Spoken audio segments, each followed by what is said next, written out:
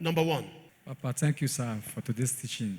My question is, if you marry a woman that does not like dressing the way you want, maybe as a man, you bought a dress for your wife because you see the dress and you like it, and she say, no, that this kind of dress, I don't like them. For that condition, sir, what will you do as a man? Praise the Lord. No, let's not condemn. There are some women that are trained in a certain way. They grew up. Okay, for example, you're a man, you like her to wear revealing things, tight things.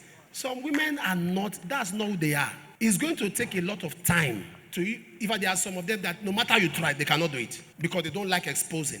But it will take you a lot of time to keep doing your best to bring them to becoming what you want. And you as a woman, life is not as it was in the beginning. Learn to adjust. So long it does not picture you or betray your faith and your discipline, learn to adjust. If your husband says this is what he likes, try to do what he likes. If you say, so long it does not kill your discipline and does not betray what you are trying to teach your children. Are you following what I'm saying? You go ahead and do it. Learn to adjust.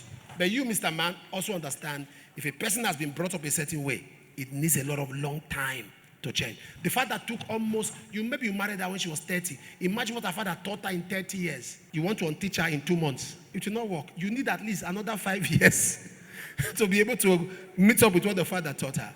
Like I said, no woman was trained badly. The woman was not trained for you. Was trained for the parents. Now that you marry her, train her for yourself.